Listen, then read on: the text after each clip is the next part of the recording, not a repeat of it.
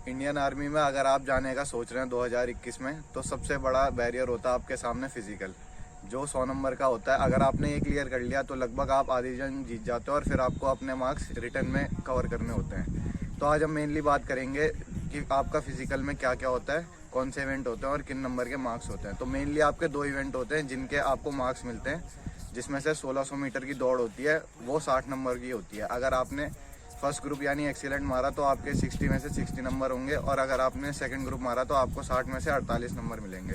तो आज हम इसी के बारे में बात करने वाले हैं कि अगर आपको 1600 मीटर एक अच्छे टाइम में, अच्छा टाइम इन द सेंस 5:05 से लेकर 4:40 या इवन और डाउन आप कैसे मार सकते हैं। तो आज हम इसी के बारे में जानेंगे, ऐसी 5 टिप्स जो आपको हेल्प करेंगी 1600 मीटर आपकी इम्प्रूव करने में। तो बने रहिएगा।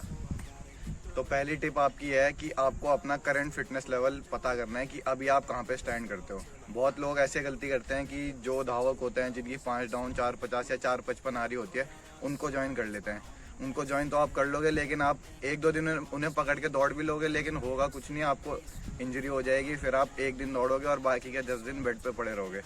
तो आपको ऐसा नहीं करना है कि आप बिल्कुल पहले दिन गए और आपको धावकों को पकड़ लेना है, ऐसा नहीं करना है। आपको एक सेफ और इफेक्टिव तरीका ढूंढना है अपनी दौड़ को इम्प्रूव करने का। तो पहले आपको 1600 मीटर की अपनी टाइमिंग लेनी है कि अभी आपकी टाइमिंग कितनी आ रही है। उसके हिसाब से आपका वर्कआउट डिज़ाइन होता है, आपके फिटनेस लेवल को ध्यान में रखते हुए। तो आपको पहले दिन कुछ नहीं करना है, सुबह जाना है, सुबह के वक्त टाइमिंग मारनी है, क्योंकि भर्ती हमारी सुबह होती है। और अगर आप सुबह दौड़ोगे तो आपकी एक हैबिट डेवलप हो जाती है सुबह दौड़ने की, तो आपको कंफर्टेबल रहता है भर्ती के दिन सुबह दौड़ने में। तो अब आपने 1600 मीटर की अपनी टाइमिंग पता करनी है। अब आप कहीं भी स्टैंड कर सकते हो, 6:30, 6:40 या इवन 7 या 8 मिनट पे भी। तो आपको पहले अपनी टाइमिंग पता करनी है, फिर उसके हिसाब से आपको अपना वर्कआउट प्लान करना है। दूसरी टिप यह है कि अब आपने अपना फिटनेस लेवल पता कर लिया, तो अगर आपकी टाइमिंग 6:30 से लेके 8 मिनट या इवन उससे भी ऊपर आ रही है, तो आपको करीबन 1.5 महीने तक, 6 वीक्स तक आपको कॉन्वर्सेशनल पेस पर लॉन्ग रनिंग करनी है। कॉन्वर्सेशनल पेस होता है कि आप बिल्कुल स्लो वार्म अप पेस पे दौड़ सको, और अगर आपके साथ कोई दौड़ रहा है तो आप उसके साथ एक कॉन्वर्सेशन रख सको। मतलब आप दौड़ते दौड़ते बोल सको, किसी से बात कर सको। आपको ज़्यादा प्रेशर नहीं डालना अपनी बॉडी के ऊपर स्टार्ट में। आपको बस एक कॉन्वर्सेशनल पेस बिल्ड करते हुए अपनी लॉन्ग रनिंग करनी है। लॉन्ग रनिंग आपको 25 से 30 मिनट करनी है, और 30 मिनट में आपको कोशिश करनी है कि आप 3 माइल्स यानी 4.8 किलोमीटर कवर कर लो। तो ऐसा आपको 6 वीक्स तक करना है, 1.5 महीने तक करना है। और 1.5 महीने बाद अगर आप ये कंटिन्यू करते हो, तो आप 1.5 महीने बाद आपको दिख जाएगा कि हमारी दौड़ने की हैबिट डेवलप हो गई है, और आप आने वाले स्पीड वर्कआउट और लॉन्ग रन्स के लिए रेडी हो जाओगे। या अगर आपकी टाइमिंग 6:20 या इवन 6:15 के अंदर आ रही है, तो आप वर्कआउट कर सकते हो, अपना एक वीकली शेड्यूल डिज़ाइन कर सकते हो और उसके हिसाब से ट्रेनिंग कर सकते हो। क्योंकि 6:20 एक ऐसी टाइमिंग मानी जाती है कि हाँ, आपका फिटनेस लेवल अभी डिसेंट है या बिलो एवरेज है। तो आप अगर आपकी टाइमिंग 6:15 या 6:20 आ रही है, तो आप वर्कआउट कर सकते हो। लेकिन अगर आपको लगता है कि नहीं, अभी मेरे को अपना बेस बिल्डअप करना है, तो आप भी ये 1.5 या 2 महीने तक ये इजी कॉन्वर्सेशनल पेस पे अपनी लॉन्ग रनिंग कर सकते हो। अब आपको क्या वर्कआउट करना है, इससे आगे यहीं ज़्यादातर बच्चे कंफ्यूज होते हैं। उन्हें वर्कआउट नहीं पता होता। कोई दिन भर 5 किलोमीटर दौड़ रहा है, कोई टायर बांध के दौड़ रहा है, कोई रोज़ 1600 मार रहा है, या जिसका वेट ज़्यादा है वो कपड़े पहन के दौड़ रहे हैं सोच के कि मेरा पसीना आएगा और मैं पतला हो जाऊँगा। ऐसा कुछ नहीं होने वाला। आपको अगर 1600 मीटर इंप्रूव करनी है, तो आपको 1600 मीटर के हिसाब से ही दौड़ना पड़ेगा। अब हम पहले जान लेते हैं कि 1600 मीटर आपकी होती क्या है। तो 1600 मीटर में आपका 80% एरोबिक सिस्टम यूज़ होता है और 20% anaerobic. Aerobic in the sense आपका इंड्योरेंस, आपका स्टेमिना, और 20% आपकी स्पीड, अनएरोबिक सिस्टम, जिसे हम मेनली शॉर्ट डिस्टेंस वर्कआउट से इम्प्रूव करते हैं। तो 80% अब आपका वर्कआउट, जैसे आपको हफ्ते में 30 माइल्स करने हैं, तो आपको 30 माइल्स में से 80% आपको लॉन्ग कॉन्वर्सेशनल पेस पे करना है, और जिसमें से कुछ टेम्पो रन्स भी होंगे। टेम्पो रन वगैरह है, मैं बाद में वीडियो बना के बताऊँगा ये क्या होते हैं। और 20% आपके स्पीड वर्कआउट रहेंगे, जो आपके इवेंट को मिमिक करेंगे। जैसे 400 मीटर के 8 शूट हो गए, किलोमीटर रिपीट्स हो गए, 5x1 के रिपीट्स हो गए, आपके 200 के 12 रेपिटेशन हो गए, 600 मीटर के 8 रेपिटेशन हो गए। ये सब आपको करने हैं।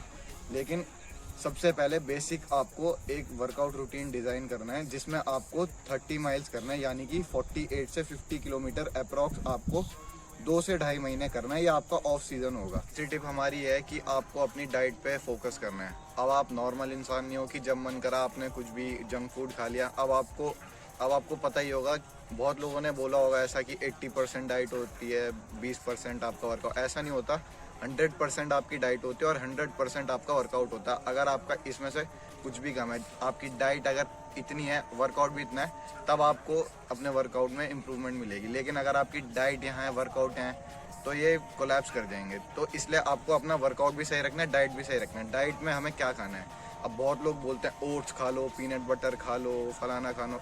आपको कुछ खाने की ज़रूरत नहीं है। आपका घर का नॉर्मल जो देसी घी होता है, रोटी सब्जी चावल, ये सब आप खाओ। बस आपको ध्यान रखना है कि एक तली हुई चीज़, रिफाइंड में खासकर, रिफाइंड आपका सबसे बड़ा दुश्मन होता है। वो आपकी कार्डियोवास्कुलर हेल्थ को बहुत नीचे ला देता है, बहुत ख़राब करता है। आपको रिफाइंड में तली हुई चीज़ें, तली हुई या शैलो फ्राई कुछ भी कह लो, उनसे दूर रहना है। एक मैदे वाली चीज़ें, मैदे से भी आपको दूर रहना है। और तीसरा, बहुत मसालेदार खाना, इससे भी दूर रहना है। तो आपको नॉर्मल अपनी घर की डाइट खानी है, दूध दही मक्खन, रोटी सब्जी दाल चावल। अगर अंडे खा सकते हो तो एग्स वगैरह, नॉनवेज खाते हो तो आप कोई दिक्कत नहीं है, आप रोज़ खा सकते हो। वो डिपेंड करता है पर्सन टू पर्सन। तो डाइट आपको नेचुरल रखनी है। डाइट में आपको कोई ज़्यादा हेर फेर करने की ज़रूरत नहीं। जो आपका घर का देसी खाना है, आप वही खा के एक अच्छी टाइमिंग मार सकते हो। फोर्थ पॉइंट आपका है आपका रेस्ट। अगर आपने यहाँ कमी कर दी तो आपने जितने भी आपके ऊपर के 3 पॉइंट्स आपने फॉलो किए हैं, वो सारे बेकार चले जाएंगे। अब अगर मैं आपको आज ट्रेनिंग करवाता हूँ, मैं सुबह आपको लॉन्ग रनिंग करवाता हूँ, शाम को आपसे रेपिटेशंस लगवाता हूँ, आपको स्पीड वर्कआउट करवाता हूँ, जिम में वेट ट्रेनिंग करवाता हूँ, लेकिन अगर आपको रात को ढंग से सोने के लिए नहीं मिलेगा, तो आप अगले दिन उठ के वर्कआउट के लिए कैसे तैयार होगे? नहीं हो पाओगे। और आपको ये भी पता होगा, हमारे सबसे ज़्यादा कि इवन सारे हार्मोन्स हमारे सोते वक्त ही रिलीज होते हैं। जो सबसे मेन हमारा हार्मोन होता है, मेल्स में टेस्टोस्टेरोन होता है और फीमेल्स में होता है एस्ट्रोजन। वो दोनों जब हम सोते हैं, मेल और फीमेल में, तभी रिलीज होते हैं। और यही आपका हार्मोन आपकी रिकवरी के लिए, आपके ओवरऑल हेल्थ के लिए यही रिस्पॉन्सिबल होता है। तो आपको कम से कम 7 घंटे तो सोना ही सोना है। अब बहुत लोग बोलते हैं कि मैं 4 घंटे रात को सोता हूँ, 3 घंटे, ऐसे नहीं करना है। अब आप मान लो रात को 4 घंटे सोए, फिर आप जब उठ जाते हो तो आपकी नींद डिस्टर्ब हो जाती है। हार्मोन जितने सिक्रीट होते हैं बॉडी में, वो सारे डिस्टर्ब हो जाते हैं। तो आपको कम से कम इन वन गो आपको 7 से 7.5, या अगर आप 8 घंटा सो सकते हो तो वो बहुत अच्छी बात है। कम से कम आपको इतना रेस्ट करना है, क्योंकि अगर आपने सब कुछ कर लिया लेकिन रेस्ट आपका ढंग से नहीं आए तो आप कुछ नहीं कर सकते। फिर वो आपकी पहले की सारी मेहनत बर्बाद हो जाएगी। जब आप ढंग से सोए नहीं हो तो आप सुबह उठ ही नहीं पाओगे। अगर उठ भी गए तो आप उठ के अपने वर्कआउट में 100% नहीं दे पाओगे। तो इसीलिए रेस्ट आपका बहुत ज़रूरी होता है। रेस्ट आपको अच्छे से लेना है। 7 से 8 घंटे की नींद आपको लेनी है, ताकि आप आज वर्कआउट करके अगले दिन अपनी बॉडी को फिर से टॉर्चर करने के लिए तैयार हो जाओ। 5th पॉइंट, ये कोई पॉइंट नहीं है, but this is more of a moral lesson. ये आपका डिसिप्लिन।